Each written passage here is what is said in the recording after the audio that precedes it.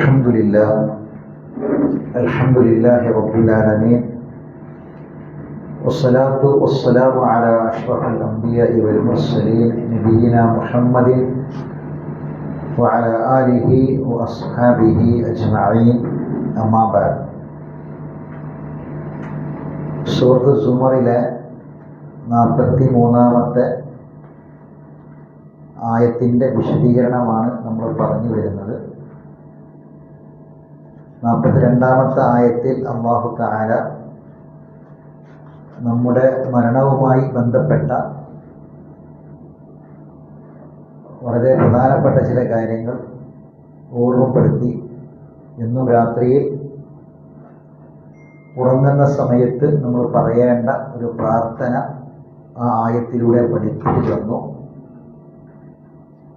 ബിസ്മിക റബ്ബി വദഅതു ജംബി വബിക അർഫഉഹു ഇൻ അംസക്ത നഫ്സി ഫർഹംഹാ വഇൻ അർസൽതഹാ ഫഹ്ഫദ്ഹാ ബിമാ തഹ്ഫദു ബിഹി ഇബാദക സ്സാലിഹീൻ. അപ്പോൾ ആ പ്രാർത്ഥന എന്തുകൊണ്ട് നമ്മൾ എന്നും രാത്രി കിടക്കുന്ന സമയത്ത് പ്രാർത്ഥിക്കണം, ആ പ്രാർത്ഥന പഠിപ്പിക്കുന്ന ആയത്താണ് 42-ാമത്തെ ആയത്ത്. അപ്പം അതിലൂടെ നമുക്ക് ബോധ്യപ്പെടുത്തി തരുന്ന കാര്യം, നമ്മുടെ ഓരോരുത്തരുടെയും മരണത്തിന് ശേഷമുള്ള ജീവിതത്തെ നമ്മൾ തന്നെ ക്രമപ്പെടുത്തണം, ചിട്ടപ്പെടുത്തണം. മരണത്തിന് ശേഷമുള്ള ജീവിതത്തിലെ വിജയം പരാജയം അതെന്താണെന്ന് മരിക്കുന്നത് വരെയുള്ള നമ്മുടെ ജീവിതമാണ് തീരുമാനിക്കുക. അപ്പം അതുകൊണ്ട് എങ്ങനെയാണ് നമ്മളിപ്പോൾ ജീവിച്ചു കൊണ്ടിരിക്കുന്നത്, നമ്മുടെ വിശ്വാസം, നമ്മുടെ കർമ്മങ്ങൾ, നമ്മുടെ പ്രവർത്തനങ്ങൾ, നമ്മുടെ സ്വഭാവം, പെരുമാറ്റം, സാമ്പത്തിക ഇടപാടുകൾ, അങ്ങനെ തുടങ്ങി വ്യത്യസ്ത മേഖലകളിലുള്ള നമ്മുടെ ജീവിതവുമായി ബന്ധപ്പെട്ട വിഷയങ്ങൾ എങ്ങനെയൊക്കെയാണ് മുന്നോട്ട് പോകുന്നത് എന്ന് കൃത്യമായി നമ്മൾ വിലയിരുത്തണം. എന്താ കാരണം? നാളെ നമുക്ക് നമ്മുടെ കർമ്മങ്ങൾ, നമ്മുടെ പ്രവർത്തനങ്ങൾ, നമ്മുടെ ജീവിതം അത് മാത്രമായിരിക്കും നാളെ പരലോകത്ത് വിചാരണയ്ക്ക് വരിക. വേറെ ഒരാളുടെ കർമ്മം കൊണ്ടും നമുക്ക് രക്ഷപ്പെടാൻ കഴിയില്ല. വേറൊരാളുടെ കർമ്മം കൊണ്ടും നമുക്ക് രക്ഷപ്പെടാൻ കഴിയില്ല. അല്ലൈസ ലിൽ ഇൻസാനി ഇല്ലാ മാ സഅ. ഓരോ മനുഷ്യനും അവന് പ്രയത്നിച്ചത് മാത്രമായിരിക്കും ഉണ്ടാവുക. അതേപോലെ തന്നെ വലാ തസിറു വാസിറത്തുൻ വിസ്റ ഉഖ്റ. ഒരാളുടെയും പാപഭാരം മറ്റൊരാളും വഹിക്കപ്പെടുകയുമില്ല. അപ്പം അവനവൻ്റെ കാര്യങ്ങൾ എത്രമാത്രം എന്ന് പറഞ്ഞാൽ വലൗ കാന ദാ ഖുർബ, എത്രയും അടുത്ത ബന്ധുക്കളാണെങ്കിൽ പോലും ഒരല്പം പാപഭാരം ഏറ്റെടുക്കാൻ പറഞ്ഞാൽ പോലും അവരത് വിസമ്മതിക്കുമെന്നാണ് ഖുർആൻ പറഞ്ഞത്. അത് ഏറ്റവും അടുത്ത ബന്ധുക്കളാണെങ്കിൽ പോലും, അതായത് സ്വന്തം മാതാപിതാക്കളാകട്ടെ, മക്കളാവട്ടെ, ഭാര്യയാവട്ടെ, ആരാവട്ടെ, നമ്മുടെ ജീവിതത്തിൽ സംഭവിച്ചു പോയ തിന്മയുടെ ഒരു അല്പഭാരം പോലും ആരും ഏറ്റെടുക്കാൻ തയ്യാറാവുകയില്ല എന്ന് പരിശുദ്ധ ഖുർആൻ വളരെ വ്യക്തമായി പറയുന്നു. അവിടെയാണ് ഖുർആൻ ശഫാഅത്തുമായി ബന്ധപ്പെട്ട വിഷയം പറയുന്നത്. അപ്പോൾ മരണത്തെക്കുറിച്ച് പറഞ്ഞതിന് ശേഷം ഏത് രാവും ഏത് പകലും നമുക്ക് ആ ഒരു ഓർമ്മ നമ്മുടെ ജീവിതത്തിൽ ഉണ്ടാകണം. നമ്മൾ എപ്പം മരിക്കുകയാണെങ്കിലും അതിന് ശേഷമുള്ള ലോകത്തേക്കുള്ള നമ്മുടെ കർമ്മങ്ങൾ, നമ്മുടെ പ്രവർത്തനങ്ങൾ ഏത് സമയത്ത് നമ്മൾ വിലയിരുത്തിക്കൊണ്ടിരിക്കണം എന്ന് പറഞ്ഞതിന് ശേഷം അല്ലാഹു തആല പണ്ട് മുതലുള്ള ആളുകളുടെ ഒരു ധാരണയാണ്, നമ്മൾ എങ്ങനെ ജീവിച്ചാലും ആരുടെയെങ്കിലും ഒക്കെ ശഫാഅത്ത് കൊണ്ട്, ആരുടെയും ഒക്കെ ശുപാർശ കൊണ്ട് നമ്മൾ രക്ഷപ്പെട്ടു പോകും എന്ന ഒരു വിശ്വാസം, ഒരു ധാരണ ജാഹിലിയ്യത്തിലെ ഉണ്ടായിരുന്നു. അല്ലാഹു സുബ്ഹാനഹു വ തആല അത് തിരുത്താണ്. അങ്ങനെ ഒരു ധാരണയും ആർക്കും വേണ്ട. എന്നാൽ ശഫാഅത്ത് ഉണ്ടോ? ശഫാഅത്തുണ്ട്. ഏതാണ് ആ ശഫാഅത്ത്? ആ ശഫാഅത്തിൻ്റെ ഇനങ്ങൾ ഏതൊക്കെയാണ് തുടങ്ങിയ കാര്യങ്ങളാണ് നമ്മൾ പറഞ്ഞത്. ഇപ്പോൾ കഴിഞ്ഞ ക്ലാസ്സിൽ നമ്മൾ പറഞ്ഞു ശഫാഅത്ത് 2 തരം, പരലോകത്തും ഇഹലോകത്തും ശഫാഅത്തുണ്ട്. ഇഹലോകത്തെ ശഫാഅത്ത് എന്താണെന്ന് നമ്മൾ പറഞ്ഞു. അത് ആ ശഫാഅത്ത് ഹസനത്തുണ്ട്, നല്ല ശഫാഅത്തുണ്ട്, ശഫാഅത്തും സയ്യിഅത്തുണ്ട്, മോശമായ ശഫാഅത്തുണ്ട്, ശുപാർശയുണ്ട്. അതിൻ്റെയൊക്കെ അനന്തരഫലങ്ങൾ എന്താണ്? നല്ല ശുപാർശ നമ്മൾ ചെയ്താൽ അതിൻ്റെ ഗുണം എന്താണ്? ചീത്തൊരു ശഫാഅത്ത് നമ്മൾ ചെയ്താൽ അതിൻ്റെ ദോഷങ്ങൾ എന്തൊക്കെയാണ്? ഈ കാര്യങ്ങളൊക്കെ നമ്മൾ വിശദീകരിച്ചു. അതിനുശേഷം പരലോകത്തെ ശഫാഅത്തുമായി ബന്ധപ്പെട്ട കാര്യങ്ങൾ നമ്മൾ പറഞ്ഞപ്പോൾ അതിൽ ഒന്നാമതായി നമ്മൾ പറഞ്ഞത് ശഫാഅത്തിൻ്റെ ഇനങ്ങളിൽ പരലോകത്ത് ഒന്നാമതായി നബി സല്ലല്ലാഹു അലൈഹി വസല്ലം അല്ലാഹു തആല നൽകുന്ന ശഫാഅത്തുൽ ഉളുമ, അതാണ് അൽ മഖാമുൽ മഹ്മൂദ്. മഖാമുൽ മഹ്മൂദ്, നമ്മൾ ഏതൊരു കാര്യവും അള്ളാഹുവോട് നമ്മൾ ചോദിക്കുമ്പോൾ ബോധത്തോടെ, അറിവോടെ ചോദിക്കണം. അതിൻ്റെ ആവശ്യകത എന്താണ് എന്ന് ഞാൻ കഴിഞ്ഞ ക്ലാസ്സിൽ പറഞ്ഞിരുന്നു. കാരണം അല്ലാഹു തആല അശ്രദ്ധമായ ഒരു ഹൃദയത്തിൽ നിന്നും ഒന്നും കബൂൽ ചെയ്യൂല. എന്താണ് പറയുന്നത് എന്ന ബോധമില്ലാതെ, അറിവില്ലാതെ നമ്മൾ വെറുതെ പറയുന്ന ഒരു കാര്യം അല്ലാഹു കബൂൽ ചെയ്യൂല. അതുകൊണ്ട് തന്നെ നമ്മൾ ഏതൊരു കാര്യം അല്ലാഹു ചോദിക്കുകയാണ്. ഇപ്പം വാങ്ങ് കഴിഞ്ഞാൽ നമ്മൾ മഖാമ മഹ്മൂദ് ചോദിക്കുന്നുണ്ട്, വബഅസഹു മഖാമൻ മഹ്മൂദ. അത് ആ വബഅസഹു മഖാമൻ മഹ്മൂദ എന്നത് എന്തിന്റെ അടിസ്ഥാനത്തിലാണ്? അസാ അൻ യബഅസക മഖാമ മഹ്മൂദ എന്ന് ഖുർആൻ സൂറത്ത് ഇസ്രായിൽ പറഞ്ഞു. അസാ അൻ യബഅസക മഖാമ മഹ്മൂദ എന്ന് ഖുർആനിലെ പറഞ്ഞു, അല്ലാഹ് പറയാം. അപ്പോൾ നബിയോട് പറഞ്ഞു, താങ്കളെ മഖാം മഹ്മൂദിലേക്ക് നാം നിയോഗിച്ചേക്കാം എന്ന ആയത്ത്. അപ്പോൾ നമ്മൾ റസൂലുള്ളാഹി സ്വല്ലല്ലാഹു അലൈഹി വസല്ലമക്ക് വേണ്ടി ആ മഖാമ മഹ്മൂദിലേക്ക് നിയോഗമനം കിട്ടാൻ വേണ്ടി നമ്മൾ പ്രാർത്ഥിക്കുകയാണ്. ആ പ്രാർത്ഥനയാണ് എങ്ങനെ? വബഅസഹു മഖാമൻ മഹ്മൂദ. അപ്പോൾ ആ മഖാം മഹ്മൂദ് സൂറത്ത് ഇസ്രായിൽ എവിടെയാണ് പറഞ്ഞതുമായി ബന്ധപ്പെട്ട ആയത്തുകളൊക്കെ നമ്മൾ പരിശോധിച്ചു, ആയത്തുകളൊക്കെ നമ്മൾ കേട്ടു. ഇനി നിങ്ങൾ എഴുതിക്കോളൂ. ഒന്ന് രണ്ട് ഷഫാഅത്ത് ജസ്റ്റ് ഒന്ന് എഴുതിയാൽ മതി. ബാക്കി നമുക്ക് അടുത്ത പുതിയ ആയത്തിലേക്ക് കടന്നതിന് ശേഷം നമുക്ക് പറയാനുള്ളതാണ്. രണ്ടാമത്തെ പരലോകത്തെ ഷഫാഅത്തിന്റെ ഇനങ്ങളാണ് പറഞ്ഞിട്ട്. പരലോകത്തിലെ ഷഫാഅത്തിന്റെ ഇനങ്ങൾ: ഒന്ന് പിന്നെ ഷഫാഅത്തുൽ ഉളുമ, രണ്ട് എഴുതിക്കോളൂ, നരകത്തിൽ പ്രവേശിച്ച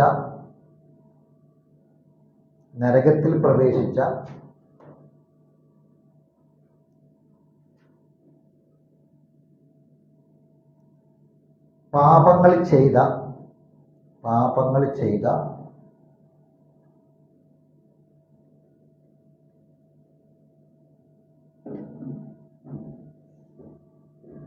മുവഹിദുകൾക്ക് വേണ്ടിയുള്ള ഷഫാഅത്ത്. മുവഹിദ് എന്നാൽ തൗഹീദ് ഉണ്ടായാണ്, തൗഹീദുള്ള ആള്, ഏകദൈവ വിശ്വാസികൾക്ക് വേണ്ടിയുള്ള ഷഫാഅത്ത്.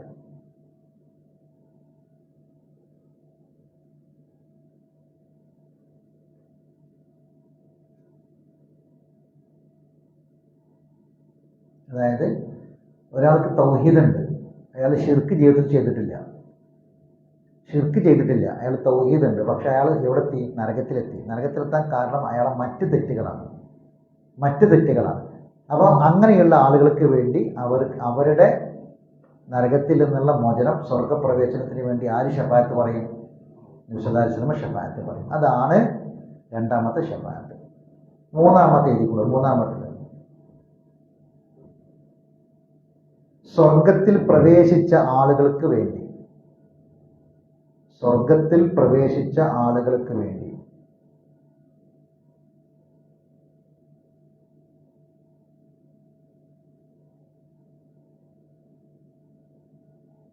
എന്തിനാ? സ്വർഗത്തിൽ പ്രവേശിച്ച ആളുകൾക്ക് വേണ്ടിയുള്ള ഒരു ഷഫാഅത്ത്. അതെന്താ? അതെ, അവരുടെ ദറജ ഉയരാനും അതുപോലെ തന്നെ അവർ ചെയ്ത പ്രവർത്തനങ്ങൾക്ക് ലഭിക്കാനിരിക്കുന്ന പ്രതിഫലത്തേക്കാൾ കൂടുതൽ പ്രതിഫലം ലഭിക്കുന്നതിന് വേണ്ടിയും നബി സല്ലല്ലാഹു അലൈഹി വസല്ലം നടത്തുന്ന ഷഫാഅത്താണ്. അത് നബി നടത്തുന്ന ഷഫാഅത്താണ്. മൂന്നാമത്തത് പരലോകത്ത് നടക്കുന്ന ഷഫാഅത്തിന്റെ ഇനങ്ങളാണ് പറയുന്നത്. മൂന്നാമത്തെ ഷഫാഅത്ത് അതായത് സ്വർഗത്തിലെത്തിയ ആളുകൾക്ക് അവരുടെ ദറജ ഉയരുന്നതിന് വേണ്ടി, അതേപോലെ തന്നെ അവരുടെ പ്രവർത്തനങ്ങൾക്ക് കൂടുതൽ, നമ്മളൊരു നന്മ ചെയ്താൽ 10 മുതൽ 700 വരെയാണ് ഇരട്ടി പ്രതിഫലം. 10 മുതൽ അത് എങ്ങനെയാണ്? അത് നമ്മുടെ അവസ്ഥയും നമ്മുടെ ഈമാനും അതൊക്കെ അടിസ്ഥാനപ്പെടുത്തിയിട്ടാണ് കിട്ടുക. അപ്പോൾ നമുക്ക് കിട്ടേണ്ടത് പരമാവധി എന്ത് ചെയ്യണം? കിട്ടണം. 10 അല്ല, മറിച്ച് എത്ര കിട്ടണം? 700 തന്നെ നമുക്ക് കിട്ടണം. അപ്പോൾ അത് കിട്ടാൻ വേണ്ടിയുള്ള ഷഫാഅത്തിന് വിശ്വാസം നടത്തുന്ന ഷഫാഅത്താണ് മൂന്നാമത്തെ ഷഫാഅത്ത്. അതുപോലെ തന്നെ നമുക്കുള്ള പദവികൾ, കുറച്ച് കുറഞ്ഞു പോയ പദവികൾ ഒന്ന് ഉയർത്തി കിട്ടാൻ വേണ്ടിയും വിശ്വാസം നടത്തുന്ന ഷഫാഅത്താണ് മൂന്നാമത്തെ ഷഫാഅത്ത്. മറ്റേത് നേരത്തെ പറഞ്ഞത് മുവഹിദുകളായ ആളുകൾ നരകത്തിലെത്തിയ ആ നരകത്തിലെത്തിയ ആളുകൾക്ക് സ്വർഗത്തിലേക്ക് ഉള്ള ഷഫാഅത്താണ് നേരത്തെ പറഞ്ഞത്. ഇനി നാലാമത്തത് വിചാരണ കൂടാതെ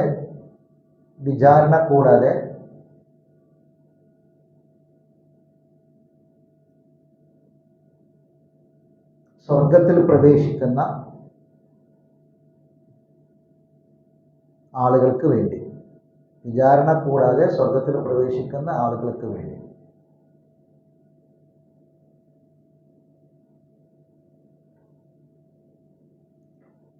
അതൊക്കെ ഹദീസുകളിൽ വന്നതാണ്. നമ്മൾ അത് കൂടുതൽ വിശദീകരിക്കാതെ നമുക്ക് കാര്യങ്ങൾ പറഞ്ഞു പോകണം. നമുക്ക് ഇനിയും കുറേ കാര്യങ്ങൾ ഇതുമായിട്ട് ബന്ധപ്പെട്ട് പറയാമല്ലോ. അത് 70,000 ആളുകൾ വിചാരണ കൂടാതെ സ്വർഗത്തിലേക്ക് പ്രവേശിക്കുന്നു ഇതിൻ്റെ ഉമ്മത്തിങ്ങളിൽ. അപ്പം 70,000 പേര് അവരെ ഹദീസിൽ വളരെ വ്യക്തമായി വന്നിട്ടുണ്ട്. അപ്പം വിചാരണ, ബാക്കിയുള്ള ആളുകളൊക്കെ വിചാരണക്ക് വിധേയരായിട്ടാണ് എന്ത് ചെയ്യുക, അവർ സ്വർഗത്തിലേക്ക് പോവുക. മനസ്സിലായില്ലേ? അപ്പം വിചാരണ കൂടാതെ സ്വർഗത്തിലേക്ക് പോകാനുള്ള ആളുകൾക്ക് വേണ്ടി നബി സല്ലല്ലാഹു അലൈഹി വസല്ലം നടത്തുന്ന ഒരു ശഫാഅത്തുണ്ട്. ആ ശഫാഅത്താണ് 4ാമത്തെ ശഫാഅത്ത്. 5, നബി സല്ലല്ലാഹു അലൈഹി വസല്ലമയുടെ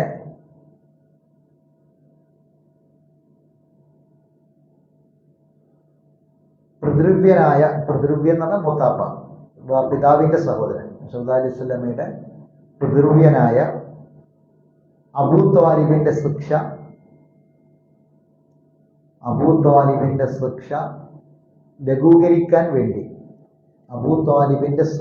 ലഘൂകരിക്കാൻ വേണ്ടിയുള്ള ശഫാഅത്ത്.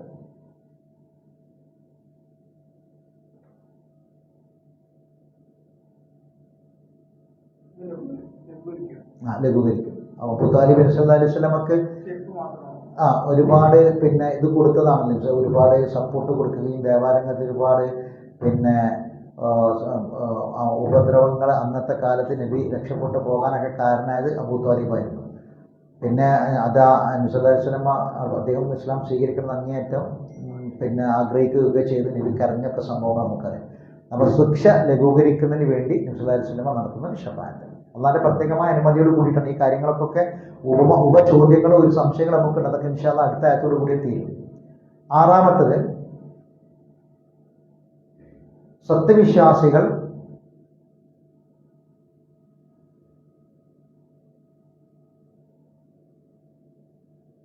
സ്വർഗത്തിൽ പ്രവേശിക്കുന്നതിന് വേണ്ടി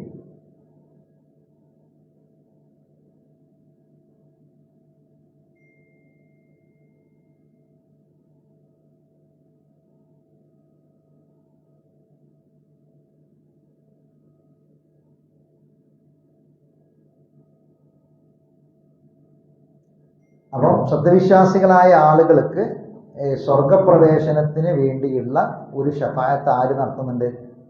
നബി സല്ലല്ലാഹു അലൈഹി വസല്ലമ പ്രത്യേകമായി നടത്തുന്നുണ്ട്. അതും ഹദീസുകളിൽ വന്നതാണ്. ഇൻഷാ അല്ലാഹ് ഹദീസ് നമുക്ക് പിന്നീട് ഇതിന് ശേഷമുള്ള നമ്മൾ ഇനി ശഫാഅത്തുമായി ബന്ധപ്പെട്ട ആയത്ത് കൂടി പഠിക്കുന്ന ആയത്ത് വായിക്കുമ്പോൾ നമുക്ക് പറയാനുണ്ട്.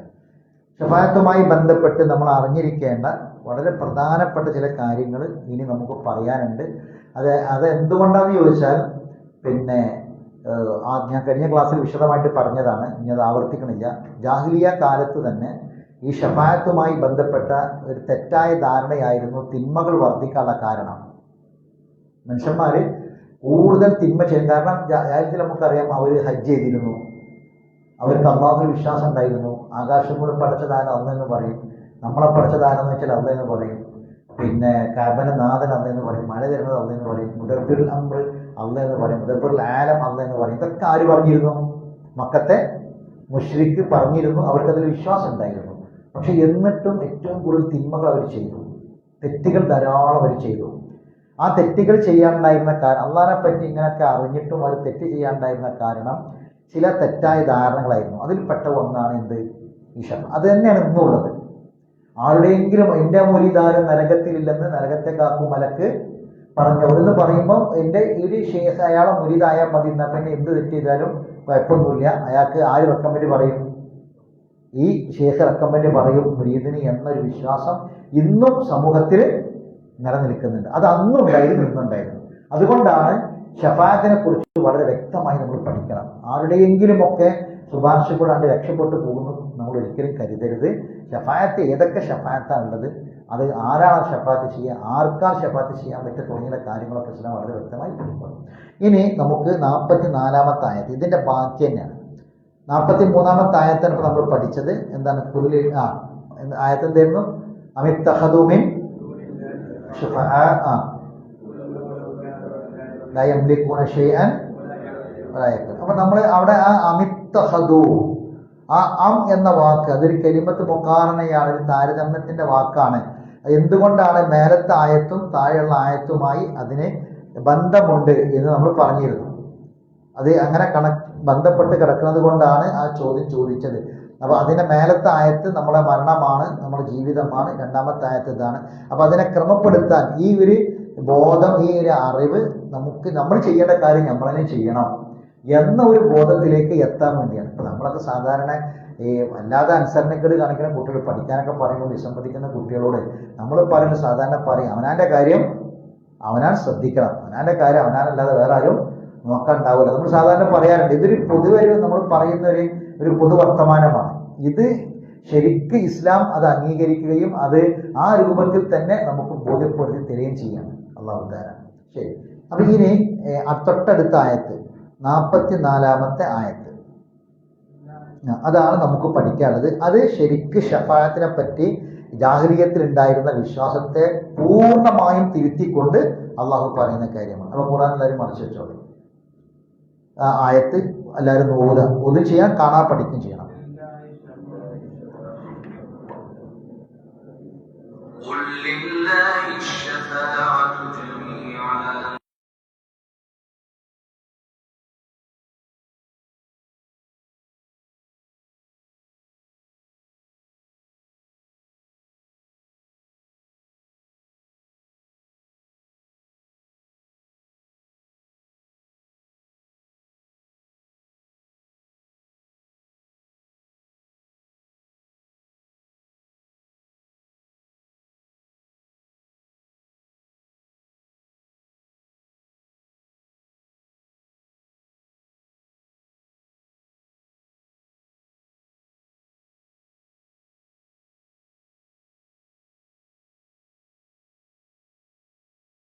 ചില ആയത്തുകൾ നമ്മളെ മനസ്സിലുണ്ടാവണം. കാരണം ആ ആയത്ത് നമ്മളങ്ങനെ നമ്മളെ ജീവിതവുമായി ബന്ധപ്പെട്ട ചില വിഷയങ്ങളിൽ നമ്മളെങ്ങനെ ഉണർത്തിക്കൊണ്ടിരിക്കണം. അതിന് ചിലപ്പോൾ നമ്മൾ ആയത്തുൽ കുർസി എന്തിനാ കാണാൻ പഠിക്കണത്? ആയത്തുൽ കുർസിയെ രാവിലെയും വൈകുന്നേരമൊക്കെ ചെല്ലാൻ പറഞ്ഞത്, ആമന റസൂല് ചെല്ലാൻ പറഞ്ഞതൊക്കെ എന്തിനാ? അതൊക്കെ നമ്മൾ ശരിക്ക് തദബ്ബുർ ചെയ്ത് പഠിച്ചാൽ അതിൻ്റെ ആവശ്യം എന്താണെന്ന് ശരിക്കും ബോധ്യപ്പെടും. കാരണം അത് കേവലം നമ്മൾ ദിക്റിൻ്റെ കൂട്ടത്തിൽ നമ്മൾ പറയേണ്ട ഒരു ദിക്റിൻ്റെ കൂട്ടത്തിൽ എണ്ണപ്പെട്ടു പോകുന്ന, നമ്മൾ സാധാരണ സുബ്ഹാനല്ലാഹ് അൽഹംദുലില്ലാഹ് ലാ ഇലാഹ ഇല്ലല്ലാഹ് അല്ലാഹു അക്ബർ ഒക്കെ പറഞ്ഞ പോലെ ഒരായത്തുൽ കുർസി ആമന റസൂലും പറഞ്ഞു പോവുക എന്നുള്ളതല്ല. മറിച്ച് എന്തുകൊണ്ടാണ് ചില ആയത്തുകൾ അങ്ങനെയാണ്, അത്രയും നമ്മൾ സ്വാധീനിക്കണം ചില ആയത്തുകൾ. ഇപ്പോൾ ആയത്തുൽ കുർസിയിലുള്ള ഏറ്റവും പ്രധാനപ്പെട്ട ഒരു ഭാഗം ഷഫാഅത്താണ്. ആയത്തുൽ കുർസി ശരിക്കും നമ്മളുടെ ജീവിതത്തെ, ഖുർആനിലെ ഏറ്റവും മഹത്തരമായ ആയത്ത് ഏതാണെന്ന് ചോദിച്ചാൽ ഏതാണ്? ആയത്തുൽ കുർസിയുള്ള മഹത്തായ ആയത്ത് ഖുർആനിൽ വേറില്ല. പരിശുദ്ധ ഖുർആനിൽ 6000-ൽ പരം ആയത്തുകളിൽ ആയത്തുൽ കുർസിയോളം മഹത്വമുള്ള ആയത്ത് വേറെ ഖുർആനില്ല. എന്തുകൊണ്ടാണ് അങ്ങനെ വന്നത്? നിങ്ങൾ ആയത്തുൽ കുർസി പഠിച്ചു നോക്കി. നമ്മളെ ഒരു തവണ വിശദീകരിച്ചിട്ടുണ്ട് ആയത്തുൽ കുർസിൻ്റെ പ്രത്യേകത. ആ ആയത്തുൽ കുർസിൻ്റെ പ്രത്യേകത നമുക്ക് കാണാൻ കഴിയും. അതിൻ്റെ ഘടന പോലും നമുക്ക് പ്രത്യേകമാണ്. അതിൽ ഏറ്റവും പ്രധാനപ്പെട്ട് പറയുന്നത് എന്താണ്? ഷഫാഅത്താണ്, അല്ലേ? അല്ലാഹു ലാ ഇലാഹ ഇല്ലാഹുൽ ഹയ്യുൽ ഖയ്യൂം ലാ തഅഖുദുഹു സിനത്തുൻ വലാ നൗം ലഹു മാ ഫിസ് സമാവാതി വമാ ഫിൽ അർദ് മൻ. ആയത്തുൽ കുർസിയിൽ ഒരു ചോദ്യമുണ്ട്. ആയത്തുൽ കുർസിയിൽ ഒരു ചോദ്യം, അത് ഷഫാഅത്താണ്. മൻ ദല്ലദീ യശ്ഫഉ ഇൻദഹു ഇല്ലാ ബിഇദ്നി. കണ്ടാ, ഷഫാഅത്താണ് ആ ചോദ്യം. ആയത്തുൽ കുർസിയിൽ ഒരു ചോദ്യം നമ്മൾ ഹൃദയത്തോട് ചോദിക്കുകയാണ്. അപ്പോൾ ഞാൻ പറഞ്ഞു വന്നത് ചില ആയത്തുകൾ അങ്ങനെയാണ്. അത് നമ്മൾ കാണാതെ പഠിക്കൽ നിർബന്ധമാണ്. നമ്മൾ ഹൃദയത്തിൽ അതങ്ങനെ തങ്ങി നിൽക്കണം. നമ്മളോട് തന്നെ ഇങ്ങനെ അള്ളാഹ് പറയുന്ന ആ വാക്ക് നമ്മളിങ്ങനെ ആവർത്തിച്ച് അത് നമ്മളോട് തന്നെ ഇങ്ങനെ പറഞ്ഞുകൊണ്ടേ ഇരിക്കണം. അതിൽപ്പെട്ട ഒരായത്താണെന്ത്? ഈ ഷഫാഅത്തുമായി ബന്ധപ്പെട്ട ഈ ആയത്ത്. അപ്പോൾ അത് നമ്മൾ കാണാൻ പഠിക്കുക. അപ്പോൾ ഞാനത് ആവർത്തിച്ച് കേൾപ്പിക്കുന്നത് ഇത് കാണാൻ പഠിക്കാൻ വേണ്ടിയിട്ടാണ്. ഓതിക്കോളൂ. قل لله الشفاعة جميعا له ملك السماوات إليه ترجعون قل لله الشفاعة جميعا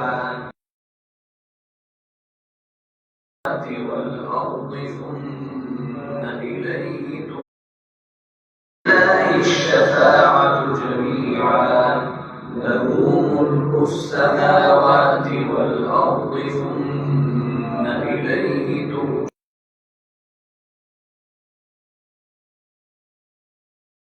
അർത്ഥം ഞാൻ പറയുമ്പോൾ നിങ്ങൾക്കത് മനസ്സിൽ, നബിനോട് പറയാൻ വേണ്ടി പറയാണ്, കൽപ്പിക്കുകയാണ്. നബിയെ താങ്കൾ പറയണം ലില്ലാഹി ഷഫാഅത്ത്, മുഴുവൻ ഷഫാഅത്തും ആർക്ക് മാത്രം? പറയാം. മുഴുവൻ ഷഫായത്ത് ആർക്ക് മാത്രം? അള്ളാഹുവിൻ്റെ അധികാരം. അതാണ് പിന്നെ മൻദല്ലദി യശ്ഫഉ ഇൻദഹു ഇല്ലാ ബി ഇതിന്. അതാണ് ലില്ലാഹി ഷഫാഅത്ത് ജമിയ. ഇതിന് ആകാശഭൂമികളുടെ മുൽക്ക് ആർക്കാണ്? അള്ളാഹ്. കാരണം അവസാനിപ്പിക്കണം എങ്ങനെയാ നിങ്ങൾ? തുമ്മ ഇലൈഹി തുർജഊൻ. സുബ്ഹാനല്ലാഹ്. ആയത്തിൻ്റെ ഘടന നോക്കി നിങ്ങൾ. ആദ്യം മരണത്തെക്കുറിച്ച് പറഞ്ഞതിന് ശേഷമാണ് അല്ലാഹു തആല അവനവൻ്റെ കാര്യം മരിക്കുന്നതിന് മുമ്പ് നോക്കിക്കോളി. എപ്പോഴാണ് മരിക്കാമെന്ന് പറയാൻ പറ്റൂല. ഏത് സമയത്തും മരണം കടന്നു വരാം. ഏത് സമയത്തും നിങ്ങൾ ദുനിയാവിൽ നിന്ന് പോകാം. നമ്മളെ ഒരുക്കങ്ങളും നമ്മളെ ബാക്കിയുള്ള കാര്യങ്ങളും ഒന്നും പൂർണ്ണമാവണമെന്നില്ല. നമ്മുടെ ഒരുക്കങ്ങളും നമ്മുടെ ബാക്കിയുള്ള കാര്യങ്ങളും ഒന്നും എന്താവണമെന്നില്ല, പൂർണ്ണമാവണമെന്നില്ല. ഏത് സമയത്തും നമുക്ക് നമ്മളെ മരണം പിടികൂടാം. അപ്പം നമുക്ക് ആ ഒരു ബോധം നമ്മുടെ ഹൃദയത്തിൽ. അതുകൊണ്ട് അവനാൻ്റെ കാര്യം അവൻ നോക്കി റെഡിയാക്കി വെച്ചോളി എന്നുള്ള ഒരു ഒരുക്കമാണ് അല്ലേ. ഇപ്പം നബി സല്ലല്ലാഹു അലൈഹി വസല്ലമയുടെ മരണം നമുക്കറിയാം. നബി സല്ലല്ലാഹു അലൈഹി വസല്ലം മരിച്ചത് റബീഉൽ അവ്വൽ 12 അല്ലേ. നബിയുടെ മരണത്തിൻ്റെ ആ അവസാന സമയങ്ങൾ നോക്കി. അത് ഓരോന്നും ആയിഷ റളിയല്ലാഹു തആല അൻഹ നമുക്ക് പറഞ്ഞു തരുന്നുണ്ട്. നബിൻ്റെ മരണവുമായിട്ട് ബന്ധപ്പെട്ട നബിൻ്റെ മരണത്തിൻ്റെ ദിവസങ്ങൾ 7 ദിവസം മുമ്പ്, 14 ദിവസം മുമ്പ്, പിന്നെ 2 ദിവസം മുമ്പ്, തലേ ദിവസം ഒക്കെ നടന്ന ഓരോ കാര്യങ്ങളും പറഞ്ഞു തരാണ് നബി. ശരിക്കും നബി അങ്ങനെ ഒരുങ്ങുകയാണ്. നബിക്ക് പിന്നെ എല്ലാ വർഷവും അവസാനത്തെ 10 ഇത്തിക്കാഫ് ഇരിക്കുന്നത് നബി മരിക്കണ പോലെ 20 ദിവസം ഇത്തിക്കാഫ് ഇരിക്കുകയാണ്. ജിബ്രീൽ അലൈഹി സ്വലാത്തു വസ്സലാമിന് ഖുർആൻ കേൾക്കാൻ വേണ്ടി വരും. അന്ന് ആ വർഷം 2 തവണ ഖുർആൻ കേൾക്കാൻ വേണ്ടി വരികയാണ്. അതുപോലെ തന്നെ പിന്നെ മരിക്കുന്നതിൻ്റെ തലേ ദിവസം 7 ദീനാറെ ബാക്കിയുള്ളത് മുഴുവനും ദാനം ചെയ്തു. അടിമകളുണ്ടായിരുന്നു, അടിമകളെ മുഴുവനും മോചിപ്പിച്ചു. എന്നിട്ട് പറഞ്ഞു, നിങ്ങൾക്ക് ആർക്കെങ്കിലും ഞാൻ എന്തെങ്കിലും തരാണ്ടൊക്കെ നിങ്ങൾ വാങ്ങണമെന്ന് പറഞ്ഞു. അപ്പോൾ ഒരു സാബി പറഞ്ഞു 3 ദീനാർ തരാണ്ട്. അത് അപ്പം തന്നെ എടുത്തു കൊടുത്തു. ഇനി ഞങ്ങൾ ആരെങ്കിലും വേദനിപ്പിച്ചിട്ടുണ്ടെങ്കിൽ നിങ്ങൾ പിന്നെ ഇപ്പം തന്നെ പ്രതികാരം പരലോകത്തേക്ക് ദയവേത് പരലോകത്തേക്ക് വെക്കരുത് പറഞ്ഞു.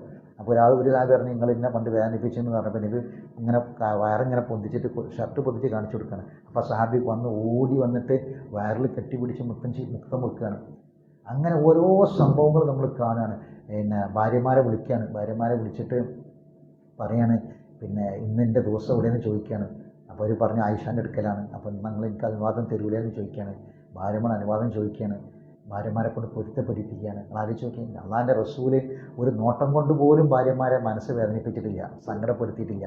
ഒരു നോട്ടം കൊണ്ട് പോലും റസൂൽ ഭാര്യമാരുടെ മനസ്സിനെ സങ്കടപ്പെടുത്താത്ത റസൂല് ഒരു പെരുമാറ്റം കൊണ്ട് ഒന്നുകൊണ്ടും അവർ വേദന. ആ റസൂൽ ലോകത്ത് ഏറ്റവും സൗമ്യമായി പെരുമാറിയ ഭർത്താവാരാൻ അള്ളാഹിൻ്റെ റസൂലാണ്. ലോകത്തെ ഏറ്റവും സൗമ്യമായി ഏറ്റവും സ്നേഹത്തോടെ പെരുമാറാൻ അള്ളാഹിൻ്റെ റസൂൽ പെരുമാറിയ പോലെ ഒരാളും പെരുമാറിയില്ല. ഖുർആനിൽ അത് സാക്ഷ്യപ്പെടുത്തിയതാണ്. ബിമാ റഹ്മത്തിൻ മിനല്ലാഹി, അള്ളാഹ് കൊടുത്ത പ്രത്യേക റഹ്മത്ത് കൊണ്ടാണ് റസൂൽ എവിടെയൊക്കെ ലോലമായി പെരുമാറി. ആ റസൂൽ ഭാര്യമാരെ കൊണ്ടൊക്കെ പൊരുത്തപ്പെടിപ്പിക്കുകയാണ്. നിങ്ങൾ ആലോചിച്ച് നോക്കി.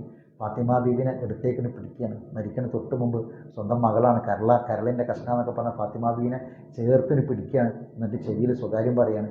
ആദ്യം സ്വകാര്യം പറഞ്ഞപ്പം അവർ കരഞ്ഞു. രണ്ടാമത്തെ സ്വകാര്യം പറഞ്ഞപ്പോൾ ചിരിച്ചു. അപ്പോൾ ആയിഷ ബീവി പിന്നെ കുറേ കാലം കഴിഞ്ഞിട്ട് ചോദിക്കേണ്ടത് എന്തിനെന്ന് വാപ്പ സ്വകാര്യം പറഞ്ഞെന്ന്.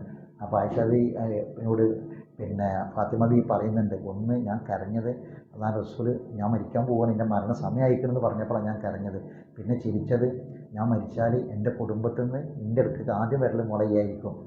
ഞാൻ മരിച്ചു പോയാൽ പിന്നെ ദുനിയാവിന്ന് എൻ്റെ അടുക്കലേക്ക് ആദ്യം വരുന്നത് നീ ആയിരിക്കും മോളെ എന്ന് പറഞ്ഞപ്പോഴാണ് ഞാൻ ചിരിച്ചത് എന്നൊക്കെ അവർ പറയുന്നുണ്ട്. പിന്നെ ഹസൻ ഹുസൈനും 2 പേരക്കുട്ടികളുണ്ട്. ഓരോ രണ്ടാളും എടുത്ത് കുറിച്ച് വസിയത്ത് കൊടുക്കുന്നു. റസൂലുള്ളാഹിന്റെ ഉമ്മത്ത് സമൂഹം ഇതൊക്കെ അവിടെ 10,000-കണക്കിന് സഹാബികളുണ്ട്. അവരോട് പറയാണ്, പിന്നെ നിങ്ങൾ നിസ്കാരം ശ്രദ്ധിക്കണം, അസ്വല നിസ്കാരത്തെക്കുറിച്ച് ഓർമ്മപ്പെടുത്തി അതിൽ നിങ്ങൾ വീഴ്ച വരുത്തരുത് എന്ന് പറഞ്ഞു. അങ്ങനെ റസൂലുള്ളാഹിന്റെ ആ അവസാന രംഗങ്ങൾ നമ്മൾ നോക്കി. ഓരോന്നും രേഖയാണ്, കൃത്യമായി നമുക്ക് പറഞ്ഞുതരാം, കൃത്യമായി പറഞ്ഞുതരാൻ.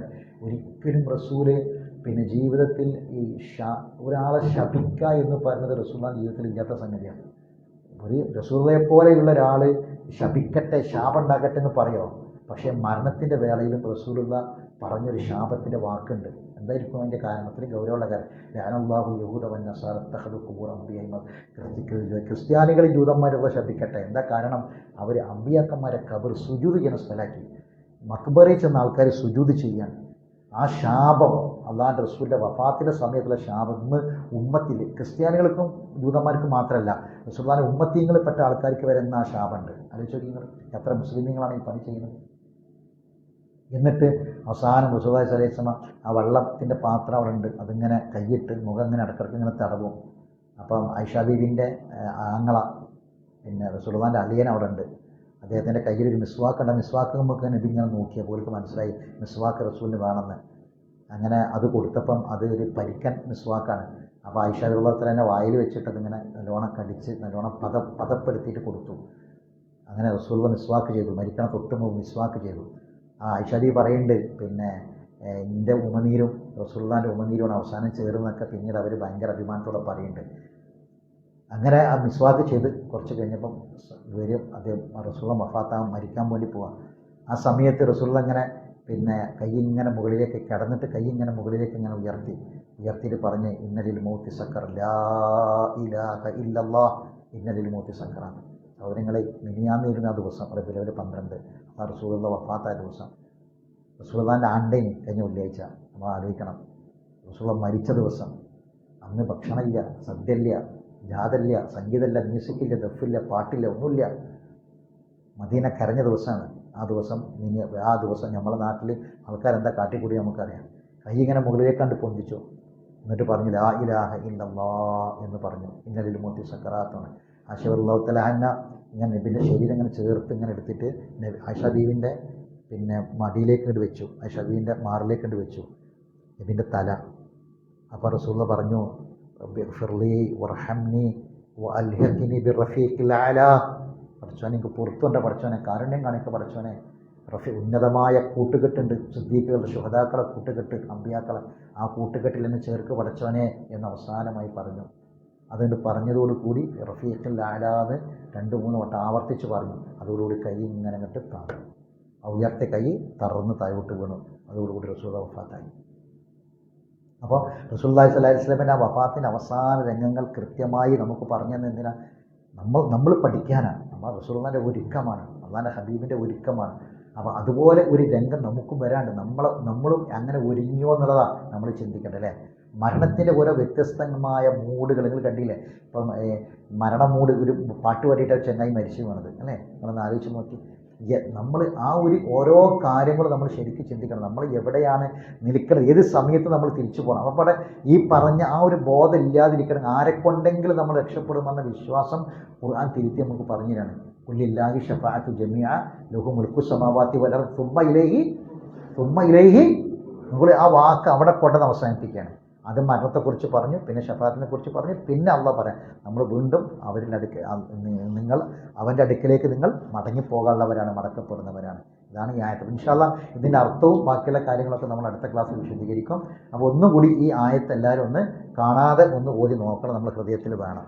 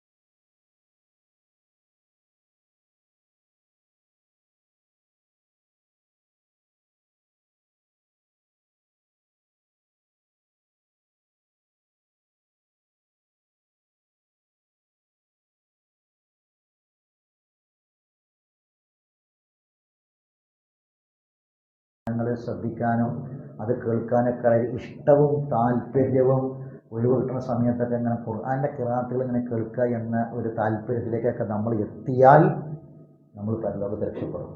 കാരണം ഖുർആനിനെ സ്നേഹിക്കുന്ന ഒരു ഹൃദയം, ഖുർആനിനോടുള്ള ഇഷ്ടവും അതിനോട് താല്പര്യമൊക്കെ ഉള്ള ഒരു അവസ്ഥയിലേക്ക് നമ്മൾ എത്തിപ്പെടുകയാണെങ്കിൽ അള്ളാഹിൻ്റെ പ്രത്യേകമായൊരു സഹായം നമുക്കുണ്ടാകും, അള്ളാഹിൻ്റെ കാവൽ നമുക്കുണ്ടാകും. അള്ളാഹു നിന്നെ അനുഗ്രഹിക്കുമാറാവട്ടെ. അറിവില്ലായ്മ കൊണ്ട് വന്നു പോയ തെറ്റുകുറ്റങ്ങൾ അള്ളാഹു നമുക്ക് വിട്ടുകൊടുത്ത് മാപ്പാക്കി തരട്ടെ. മരണപ്പെട്ടവർക്ക് അള്ളാഹു മാഫിറത്തും റഹ്മത്തും പ്രദാനം ചെയ്യുമാറാവട്ടെ. അള്ളാഹു സുബ്ഹാനഹു വ തആല നമ്മുടെ എല്ലാ നല്ല ഉദ്ദേശവും നിറവേറ്റി തരട്ടെ. അള്ളാഹു തആല ആഫിയത്തും ആരോഗ്യം നൽകി നമ്മെ അനുഗ്രഹിക്കുമാറാവട്ടെ. രോഗങ്ങളിൽ നിന്ന്, രോഗങ്ങളുടെ കെടുതികളിൽ നിന്ന് അള്ളാഹു നമുക്ക് എല്ലാവർക്കും കാവലിനെ പ്രദാനം ചെയ്യുമാറാവട്ടെ. പരിശുദ്ധ ഖുർആൻ ധാരാളമായി പഠിക്കാനും മരണത്തിന് ശേഷമുള്ള ലോകത്തേക്ക് ധാരാളം അമലുകൾ സമ്പാദിക്കാനുമുള്ള തൗഫീഖ് നൽകി അള്ളാഹു നമ്മെ അനുഗ്രഹിക്കുമാറാവട്ടെ. ربنا تقبل منا إنك أنت السميع العليم وتب علينا إنك أنت التواب الرحيم وآخر دعوانا الحمد لله رب العالمين. ചില കാര്യങ്ങൾ നമ്മൾ നിർബന്ധമായിട്ടും